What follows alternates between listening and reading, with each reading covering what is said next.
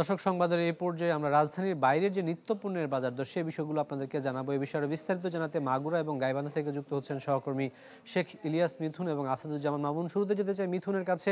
মিথুন, নিত্যপণ্যের বাজার দর কেমন দেখছেন? বিশেষ করে শীতকালীন যে আগাম সবজিগুলো রয়েছে সেগুলোর দাম কেমন দেখছেন? পাশাপাশি মাছের বাজার দরটা আমাদেরকে জানাবেন।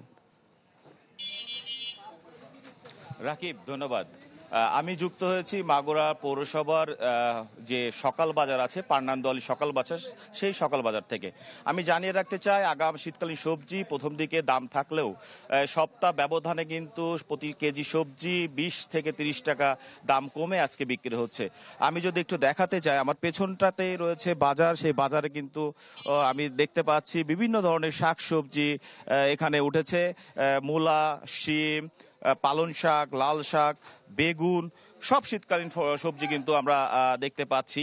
তো সব মিলিয়ে আসলে যদি বলা যায়, এখানে শীতের সবজির দাম, মূলা বিক্রি হচ্ছে 15 টাকা কেজি, বেগুন বিক্রি হচ্ছে 35 থেকে 40 টাকা কেজি, পালং শাক বিক্রি হচ্ছে 30 টাকা কেজি, লাউ বিক্রি হচ্ছে পিস প্রতি 20 থেকে 30 টাকা, এবং যে কাঁচকলা আমরা দেখতে পাচ্ছি 30 টাকা হালি, শসা বিক্রি হচ্ছে 40 টাকা।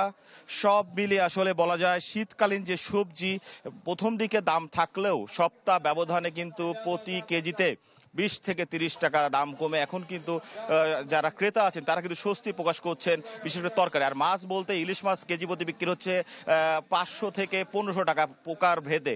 তো সব মিলে বলা যায় আসলে বর্তমানে যে সবজির বাজার স্বস্তিতে রয়েছে, অন্যদিকে চাল ডাল তেলের বাজারেও কিন্তু স্থিতিশীলতা রয়েছে। এই ছিল মাগুরা থেকে সর্বশেষ তথ্য বাজার দরের। Maggi hot and spicy blast, taste of the nation.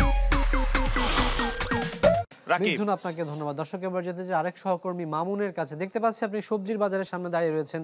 সবজির পাশাপাশি অন্যান্য নিত্যপণ্যের বাজার দর আমাদেরকে জানাবেন।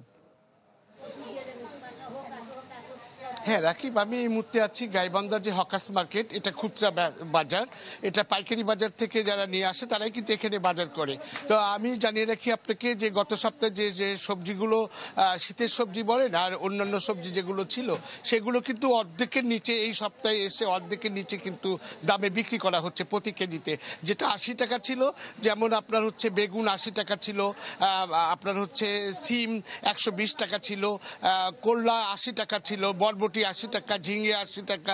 এগুলো কিন্তু এখন প্রতিটা কেজিতেই কিন্তু 40 টাকা করে পাওয়া যাচ্ছে, 40 থেকে 50 টাকা দরে কেজিতে পাওয়া যাচ্ছে।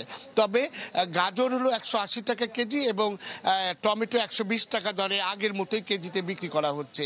এছাড়া আপনার যে শীতকালীন যে সবজিগুলো কিন্তু বাজারে প্রচুর চাহিদা উঠছে এবং মানুষের কাছে কিন্তু চাহিদাও বেড়েছে।